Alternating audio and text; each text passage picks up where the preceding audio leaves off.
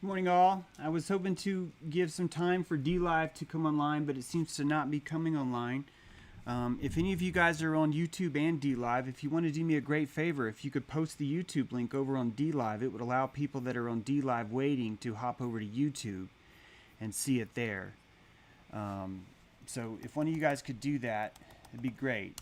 I've told the DLive crew that one of you guys is coming over to send them over. I'm not sure why DLive's not working. Typically, it's YouTube that doesn't work. So, yeah, today's a little bit opposite. I'm just gonna wait just a second. Thank you so much, Uselrod. Thank you.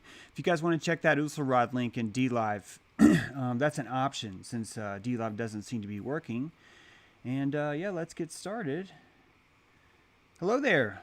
Welcome to the show. Happy Monday. Hope you guys are having a wonderful first quarter moon. Today is the day of the first quarter. And what a beautiful thing it is, right? We are in the middle of waxing. And waxing is the time of creation. It's the time of manifestation. It's the time of gathering nuts like this guy's doing right now. What's up, buddy? What's up? He's like, I would like a peanut. And we will oblige him with a peanut. Let's see if he'll get it. All right, this is, oh, is he going to get it? Is he going to get it? Is he going to get it? This is episode 112, Underground Campfire Network. And today we are going to do some field reports from some amazing things that have been happening. First field report is from our red squirrel, who reports that the nuts are good today, baby. Yes, they are. I'd like to start today's show by actually calling in to our roving reporter, Aaron. You guys know him as Snake Jones on YouTube. We've been... Snake Jones, Aaron, is the one who brought me to Rhinebeck last year for the first time. He invited me when I needed it. Excuse me, when I needed someone to invite me. He invited me. And he was at this Rhinebeck too. That would be our second Rhinebeck. And Aaron is now on his way out to Benjamin Balderson's place for our next gathering, which will be at, called The Thing, right? So the goal is every new moon, me, myself, or one of 19, one of our 19 is going to be hopefully showcasing and starting and beginning and spreading these ashes from campfire to campfire. And we're going to awaken the land in this ritual. And I'm going to call Aaron with you guys on the phone to see what he's up to and tell him what we were up to with his ashes. So let's do that now.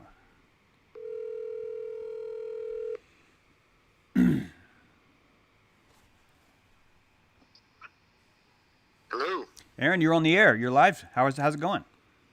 It's going great. I'm calling in to report I am one of 19. The ashes that you sent me were consecrated last night in a new fire under the canopy of Southern Appalachia. Katua has been charged. Over. Copy that. That's awesome. Well done. Yeah, thank you so much for sending those. I had it in a medicine pouch around my neck the entire day and pulled them out and threw them into the fire, and it was fantastic. People really, really like that. And last night, all of us gathered more ashes, which we will be... I was going to show you guys my ashes, but they're not in front of the camera right now. But we now have more ashes. So we took those salts that you gave us, and we consecrated them in new ashes, all in the new moon. And so I wanted to say thank you. Mission accomplished. You're absolutely welcome, and well done. Well done. Outstanding. So what's next for you, my friend? Right now, just getting ready, packing up, getting ready for the trip, and I'm thinking about adding a stop. I think we might stop at Crazy Horse Monument, bring some ashes up there. Oh, that's awesome. I love that idea. I approve. So, you approve, yeah. And that came from a suggestion from somebody in the tribe up here with my Patreon and everything like that, and that's exactly what I'm looking for. So... Man, I love that our ashes will be touching Crazy Horse. That's a fantastic idea. I can't wait. Definitely document that as you know, whatever feels appropriate. But man, that's great. I can't wait to hear when that has been sealed. Yep. So there's that, and then everything else is just mundane packing and doing this and that, you know. So. How many do you have in your team of 19? 14, actually. I'm looking for. Well, there's an opportunity. You've got So 14 already? 14 Patreons. That's Yep. amazing. No. I'm talking about your crew, your work crew that's coming to California. Oh, that's just 2 of us. It's me and Kale. Right. So Young 17-year-old Kale. we have 17 spots available, don't we? Yes, we do. Yep. And anyone who's interested in that should probably contact Brent Scheineman. Yes. Just because he's really been doing an excellent job of keeping everything organized as far as like who coordinating, who knows what they're bringing, what they need, what they have, things like that. Well, great. So you've already got one though, and that's perfect. That's the perfect way to start. Yes, it is. And how that unfolded was just beautiful. It really was. And I'm looking forward to introducing everybody to Kale. Right on. Well, it's the first quarter moon. I have to ask, have you had a new moon ceremony yet? This cycle? Did I? Yeah. I mean, I was in front of the campfire. It wasn't much of a ceremony. It's me and my little 9-year-old son. Right on. On the back porch doing our thing. That's my spot. Mm-hmm. Like those summer nights, and so. Did you charge it with your ashes? Did I charge it? No, not okay. Yet. That's going to be right before I leave. Okay. Well, yeah, you got to charge it with the ashes. If you charge it with that salt, then it'll be a new moon fire at your place. So. Oh yeah. Yep. So I have my own medicine bag too, and so I'll add my stuff and then head out on the road, and help me guys help me create this journey. So if you guys have any suggestions or anything like that, let me know. Totally. Well, we definitely will. Everyone can email Brent Scheineman. It's actually not how he pronounces his name, and it's BrentScheneman @gmail.com. And we can get this party started because it's time to wake the land up. And this is happening. Yes, it is. The thing is happening. And Brent is an amazing artist. This guy, 70 years old, he's out there. He is a pure being. Yep. It's great to have Brent. Yep. It's so great to have Brent. Yep. He was on fire last night. In fact, I'm going to hang up with you after this report, and I'm going to call him next because that's how many roving medicine men we have right now. There are people out in the field actively making this happen. So yes, there are. All right, great, James, isn't it? Thanks for checking in. Talk to you guys later. Thank you, Aaron. I appreciate it. All right, so there you go. That's Aaron. He's on his way. Like I said, this event coming up in California is going to be off the hook. And Brent's a great contact to check that out. Speaking of which, I think we should actually call Brent. Let's just get all these field reports in, guys. We're growing. Right now, it's just 2. All right. And next new moon, there's going to be even more. So let's call Brent and see what's going on.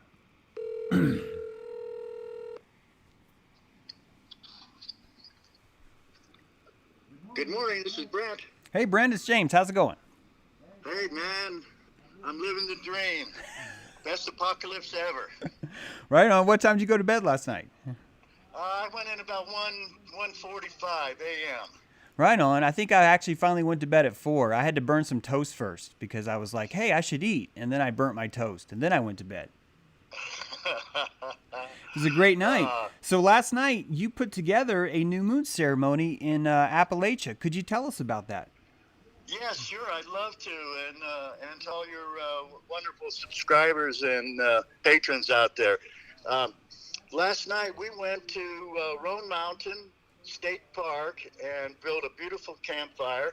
The excitement for me was that this was the first campfire that was 100% organized through our new underground campfire network. Yes. We had over 15 people, at least 15 people. I think there were maybe more. And they came from all over, completely coordinated through the sending me an email. So that part made me feel really happy and proud that this is working so good. I mean, that's less than 1 week in existence when we actually said, let's launch it. Yep. So I couldn't be more thrilled with that. We had one of our guests came all the way from San Antonio, Texas, just for this event. Wow. And everyone else was, some came as far as Indiana, Colorado, North Carolina, Virginia. Yeah, it was just so wonderful. And such beautiful, beautiful souls these people are. Yep. Yep. It was a strong energy around that fire. And we had our own fire tender, someone who'd never tended a fire before. and we consecrated that fire just right. It was a perfect ceremony. We did take the salt from Rhinebeck and put it in this fire, and then we collected the salt from this fire, and now the resonance economy continues. Yes, I think Jason, maybe the first time in this lifetime he's never done fire tending, but he seemed to have an ancestral instinct for it. And what amazing fellow, an incredible guitarist, and Chris, who comes with him, she's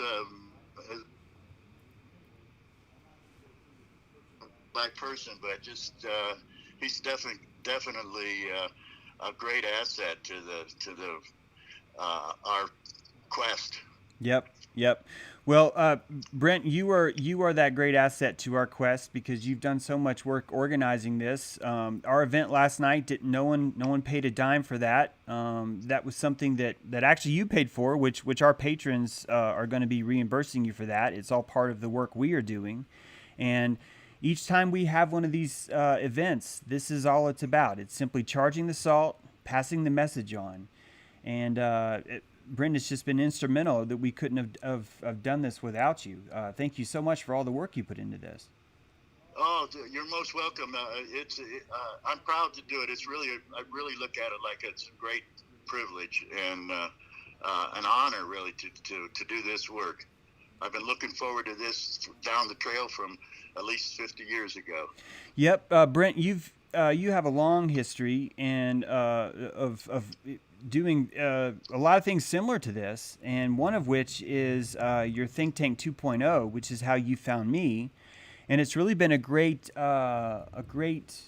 union that you and I have formed because we both have similar visions and we both just seem to fit so well with what we're trying to do.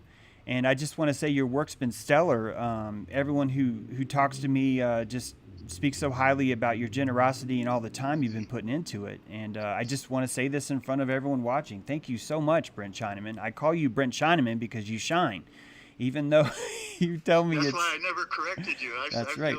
I feel like I got illumination upgrade. That's right. Illuminati confirmed. How dare you? So yeah. Well, great, Brent. What do you think's next for you? What's your plan? You've got this new moon solved. In other words, you did make a ceremony during this new moon cycle. What any plans for the next one? What do you think? Well, we just kind of took a chance on this venue to see whether it was going to work fine, and it turns out that just around the corner is a large area that we could bring a lot of people together for the next new moon at the same place, just a larger tent site, and I think we should think about doing it again right there next new moon. Yeah, there's also an amphitheater there. There's a covered pavilion. It runs right along a stream, and there's camping for at least 50 people, if not more.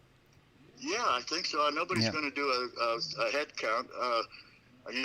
I'm friends with the rangers there already. Yeah, so you are. Really we noticed that. Yep, the ranger's driving around, and he's like stopping to come say hi to Brent. I mean, who does that at a campground? So, yeah, that's definitely there.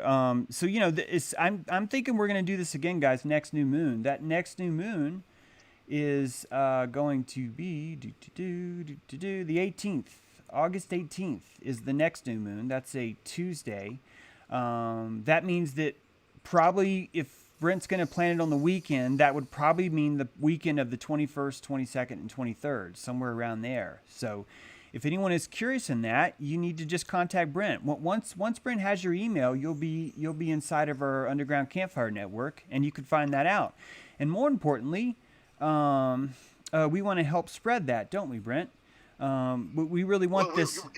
James, already we have 4 that came in from Europe, Scandinavia, and Ireland, and I think somewhere in Western Europe. Oh yeah, Barcelona, Spain. Yep, fantastic. And we're looking for other people to be fire tenders, just like we had last night. So, if any of you guys are interested in this, I'd encourage you please to email Brent Scheneman, BrentScheneman @gmail.com. and he'll put you on that list. We'll get you integrated, and we can start connecting because, again, we're really looking for fire tenders in new areas. I look forward to the people that say, James, I'm all alone out here. If you're all alone out here, it means that that you're the one. It's your job. You're the one that's supposed to start this initiative and come on. So I'm encouraging you. I'm asking you. Please consider taking the lead, just like Brent's done. Please consider finding yourself on the soil, finding yourself using intention with each new moon to bring about this change, because the land needs us right now. It needs land talkers, and Brent is one of those. In fact, Brent is closer than you think, because here he is. Hey, Brent, thanks for calling in to the show. This is the best we could do the technology, guys, is to actually have him call in from the porch. So he had to walk down the stairs long enough so we don't get an echo. But anyway, Brent, thank you so much. I really appreciate it. I hope more people will contact you, and we can start to do this. Last night, Brent took this photo of me and the gang. These are some of the people that were here, trying to explain sovereignty with grapes and with a lemon. And it's basically want to keep explaining this model that I've been introducing to you guys. It's a model of unanimous government. And if you missed the last stream, the stream on Friday, I encourage you to check it out, because it really does outline this idea a lot more. If you're not ready for something that big, if you're not ready to actually have a sovereign piece of land where other sovereign people could interact, you can start smaller. You can start with your own fire. You are a tribe of one. So you don't have the excuse to say, well, I can't do this because I don't have a tribe. If you catch yourself saying you don't have a tribe, you have just been found guilty of evacuating yourself. You don't understand how important you are. You are the first fire tender. You are the first of that council.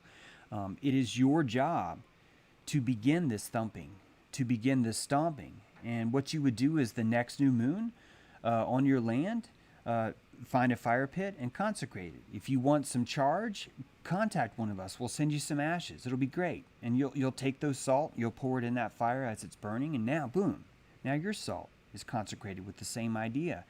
Be a tribe of one. Make room. If you build it, they will come. It's true. It is true. And that's why I need people that feel alone.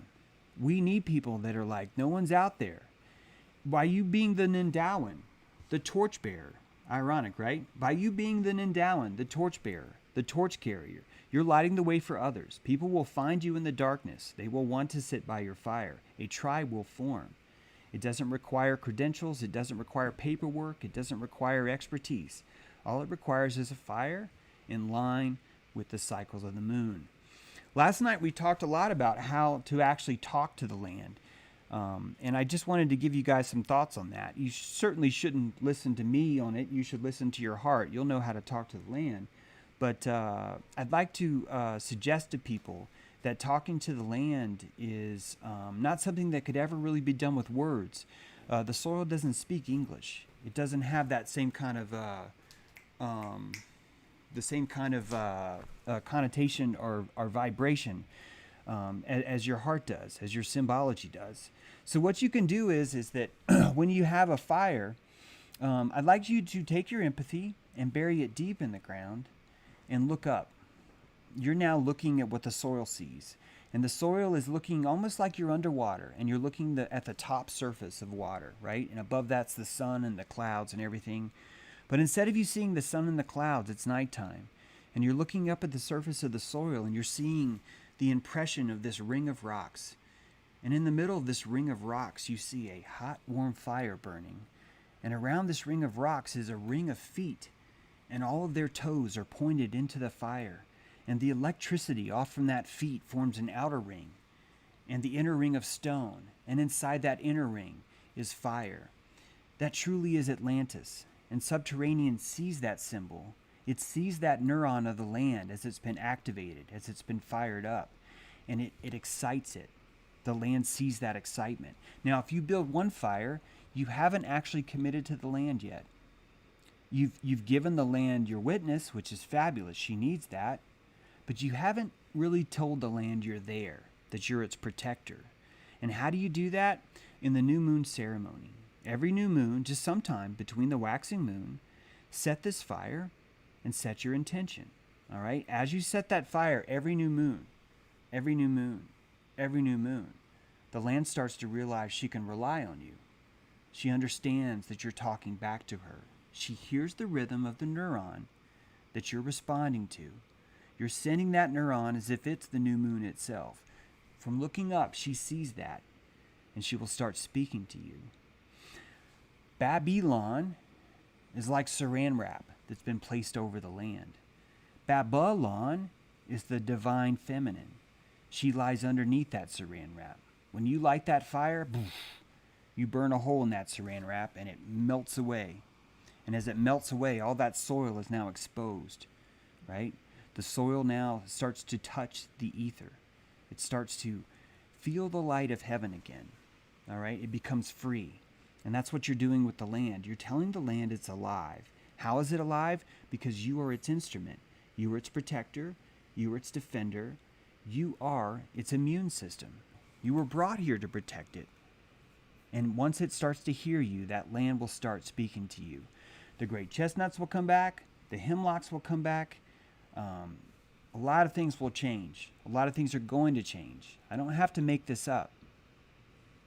This is the oldest prophecy in the world. The oldest in the world.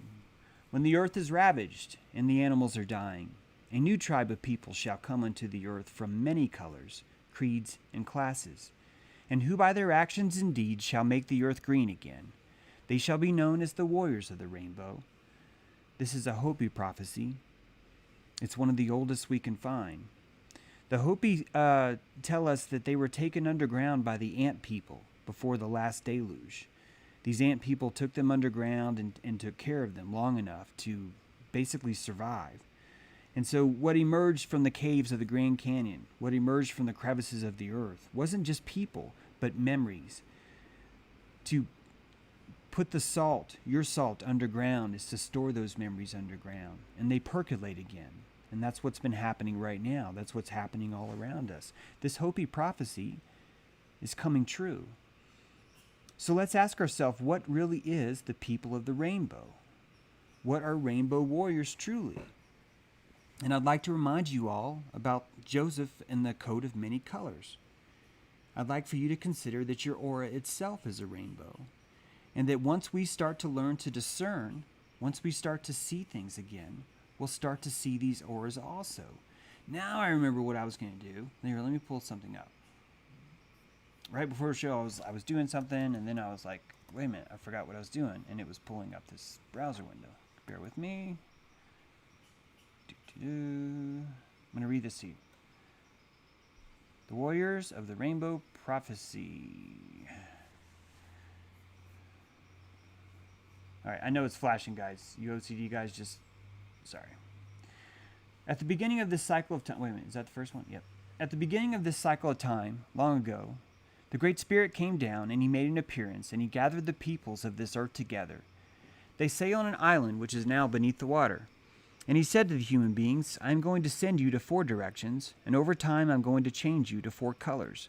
But I'm going to give you some teachings, and you will call these the original teachings. And when you come back together with each other, you will share these so that you can live and have peace on earth, and a great civilization will come about. This is the prophecy as told by Lee Brown of the Salish tribe in the 1986 Indigenous Council of Alaska. Before I talk on this, I want to just keep reading here. There will come a day when people of all races, colors, and creeds will put aside their differences. They will come together in love, joining hands in unification to heal the earth and all her children. They will move over the earth like a great whirling rainbow, bringing peace, understanding, and healing everywhere they go. Many creatures thought to be extinct or mythical will resurface at this time. The great trees that perished will return almost overnight. All living things will flourish, drawing sustenance from the breast of the mother, the earth. The great spiritual teachers who walked the earth and taught the basics of the truth of the whirling rainbow prophecy will return and walk amongst us once more, sharing their power and understanding with all. We will learn how to see and hear in a sacred manner. Men and women will be equals in the way Creator intended them to be. All children will be safe anywhere they want to go. Elders will be respected and valued for their contributions to life. Their wisdom will be sought out. The whole human race will be called the people, and there will be no more war, sickness, or hunger forever. These prophecies, like I said, are some of the oldest in the world. And this idea that they're hearkening to the Rainbow Warrior really does kind of reveal Zionism in a lot of ways. When you have a Tower of Babel, right? Before Babel, everyone was speaking different languages. After Babel, Babel brought them together, and then Babel separated them out into many colors. And as those colors were separated out, you had half the world placed on a moon calendar, and you have the other half of the world placed on a sun calendar. And just as the Hopi prophecy tells you, this thing is meant to whirl you. It's meant to spin the world. This spinning causes the separation. It causes us to retreat to our color. It causes us to lose a universal language, a universal law, as we start to write our own and scramble, as we desperately cling to books instead of God itself, as we desperately call each other names for not sharing the belief that we need to feel comfortable. We start to doubt our own ability to discern morality, our own ability to discern truth, our own ability to discern our airspace, our waterways, our borders, our government, and our representatives, and our children. This is all Watiko. This is all the side effect of evacuation. This is why I, like the Hopi, say over and over again, evil is not what you think it is. One day there will come a time when the earth, being ravaged and polluted, the birds will fall from the air, the waters will be blackened, the fish will be poisoned, and the trees will no longer be. Mankind will know it all, but cease to exist. That Cree saying is talking about Watiko. It's talking about moral cannibalism. It's talking about man eating himself from the inside out. It's an insatiable hunger, and every single nation and every single tribe that lived here recognized it right away for what it was. They all had common word for it. They had a common diagnosis for it.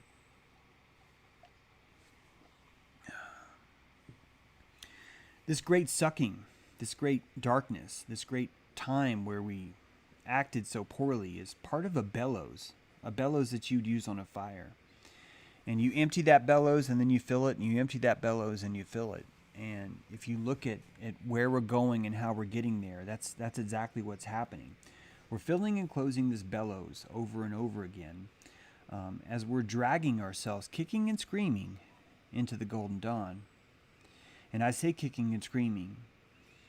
So many of us are fighting this. So many of us are fighting each other. We're still hung up that there should be only one aperture. We're still hung up that all of us need to be following the same book. We're still hung up that each of us have to accept how broken we are, or the same cosmology, or the same spiritual teachings, or the same bullshit jargon that doesn't make any sense to begin with. These are all part of our darkness. And this darkness is necessary. It's the only thing that would make us all want light. When I look at what would truly unite each of us, it would be a truth that makes each of us resonate the colors of the rainbow. It would make each of us glow in the surety of what we know. People are being very confused lately because they think I've said truth is relative, and it's really childish to say that I've called truth relative. I haven't. I've called truth something that's made and forged inside you. Man produces milk, honey, morality, truth, reputation, pride, love, protection, justice. All of these things are the products of man. They're all the products of man. And morality doesn't come from outside of man, because morality is the product of man. And to call that relative is to say that all bees are relative, because they don't actually generate the same honey from the same source. They each make their own. But we all know what honey is. We all know what morality is. I've lost over 1,000 subscribers last week to this idea. The fear that is in people that suggests that forging and finding your own morality makes you an evil person. Those same people have shown their colors in morality as they attack. Those same people show just how shallow they're willing to go to even defend their own position in this. It shows a real weakness of spirit. It shows a real evacuation in those people. Morality is always going to come from inside you. It doesn't matter what cosmology you believe. That cosmology that you believe is the very instrument used to generate your morality. Morality is the technology of belief. It's the idea that you could create something, a product. Just like a carpenter builds a house, so too can a man build morality. He builds a moral system around him. Other people recognize it and find shelter in it. It doesn't come from outside of him. It comes from his hands, his sweat, his salt, his wisdom, and his reflection. All of those things are instruments of compassion. And if you're sold that the only way to have an answer is through one central source, and if you're sold to tell people, that anyone who disagrees with you, oh, well, they're just misguided, you're not compassionate. You're not helping, and you're not aligned to source, are you? You're aligned to the idea that you are less unaligned than everyone else around you. That's all you've proven. That doesn't help anyone. All right? This is a new dawn. This is a new day. You can go back to this guy. You can cling to the zeitgeist more. You can claim you can't trust yourself and you need a book, or you need a box, or you need a church, or you need a Fauci, or you need a government, or you need a news source, or you need a drug, or you need a woman, or you need a food. Or you could just tell yourself you're enough. You could tell yourself that you're a tribe of one. And it's the best tribe ever.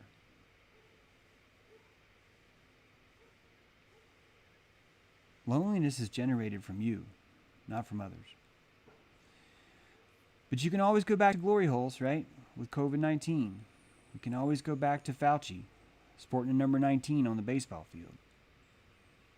This is the best apocalypse ever, guys. Him doing this, it shows you. It shows you. You're here to find your discernment. You're here to pull the training wheels off. You're here to stop being a bitch and start minding morality like a real man. That's the Hopi prophecy. That's what makes you a warrior, because you're fighting for those colors. You're fighting for what that means. The Hopi said that we would come up with a new sensation, by the way. I'm sorry I don't have that quote pulled up. They actually suggested that mankind would learn to sense in a new way.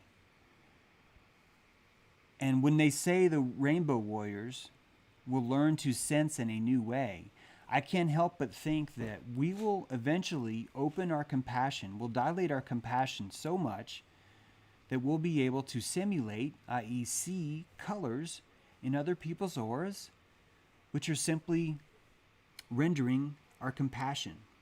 If you guys have followed my Eye of Ra stuff, you know that the crystal ship is seeing everything, and it's sending signals down to your eye, and it's showing your eye what to see. And it could be that if your compassion's open, that now your eye is able to render and see auras, because that aura is physically your compassion discerning it. I'd like to suggest you all to start practicing this.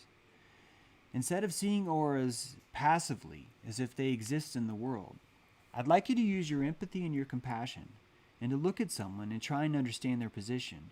And as you understand your position, all you have to do is say, what does that color look like?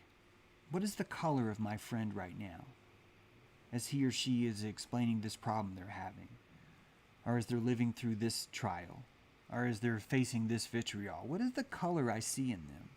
And I think you'll find that once you start to simulate the color, the aura itself will show itself. It will appear. This will never happen if you're running on false shame. This will never happen if you're under the impression that you need these resources to come from outside of you. This is only going to come from inside of you. If you want to find this power, people are going to call you really bad names. This is part of the sacrifice you have to make to start using your compassion to its fullest extent. It's ironic, isn't it? We live in a world where the moment you start to learn how to dilate your compassion, people pile in and start calling you a Luciferian pedophile baby eater. But doesn't that just show you again how the zeitgeist works? How society works? How we shame so much of what makes us better? See, it all comes out in the wash, guys. All this works out in the end. There are people that know what you're going through, and they've been here for a long, long time. When I say long time, I mean longer than we know, like time is. I'm talking so long that we just can't fathom what they knew, how they knew it, what their technology was like, what their life was like. The pyramid's just one example. You're looking at a picture of the north door of the pyramid. I talk about it a lot. This isn't the entrance that you normally see. This isn't the thieves' entrance, is what it's called. This is the main entrance. And above this main entrance are two giant chevrons. The largest blocks in the pyramid itself are above this north door. I think they're important. And below this pyramid is this indentation of an eye. This eye is etched out in a way where torchlight from, there's torchlight again, but where torchlight from below would shine up and hit just the front parts of his eyes and show a shadow on the back. That eye is the eye of Ra. That eye is the opening of compassion. We are here to open this eye. That's why we're here. And there are people out there that want you to see it. They want you to open that eye. They want you to grow. Those people want it so bad that they show you things like Building 7. Those people want it so bad that they plan fake shootings. Those people want it so bad that they plan a lot of things, a lot of psyops. And I think, okay, here's a shot. You'll see that in the bottom is the thieves' entrance. That's where people normally go in. And up top is this larger entrance. It's much more grand, predominant entrance. Here you can see the grand entrance walked straight down, while the thieves' entrance, was sloping down, while the thieves' entrance was cut into the rock and drug straight across. Here's those chevrons again above the eye. These stones are really thick. They're really deep. They penetrate into the pyramid. Here's another shot, just showing you the scale with people down below. Those are big, big, big stones. And they were covered up. They're covered up like an ark. Somebody uncovered them once. Somebody was able to actually go in this door. It's funny because the only way to go in that door, no matter how high your status would be to crouch down.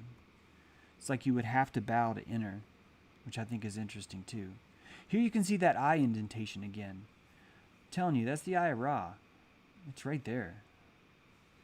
If you've watched my stream on the eye of Ra, you'll understand why this is so important. They're not showing you your eye. They're showing you your consciousness. Consciousness renders the world. It renders your world using your eye. That's why they don't want you sun gazing. You might figure this stuff out. We can't have that, can we? I think the moment you start to figure this out, you become a rainbow warrior without knowing it. I think in a lot of ways I'm slowly becoming that. I think a lot of people in my tribe are becoming that. I think the people at Rhinebeck are becoming that, whether they want to or not, whether they're trying to or not. These people are glowing. I see it. I see them before and after the ceremony, and they're literally glowing with color. It's pouring off of them. This is why we're here. This has to be why we're here. There can't be any other reason for it. I'm sorry that we were closed on D-Live. That's a bummer. I'm not sure why that didn't work. But hey, that happens. Oh, thanks for all the super chats. Wow, we got some great ones here. Amy Polino, thank you again. You've been very helpful. Thank you. Kevin Crater, thanks for remaining true. James, thank you, Kevin. I hope I can scroll up and find some more. Guys, thanks for the super chats. Rachel, thank you. We need to centrifuge our beliefs to find our true colors. Damn straight we do. We absolutely do. Jax68. Oh, thank you, Jax. Very generous. 1999. Thank you, Jax. Jax has compassion. I watched her exercise that.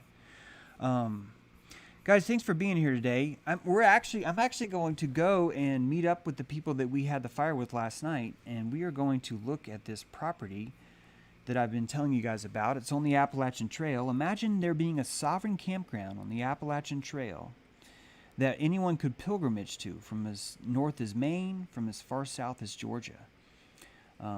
Just to get our spirits going, we're going to go look at this land today. It's a 33-acre piece of land. There's 14 springs on it. It's all hydropower, so it's off-grid.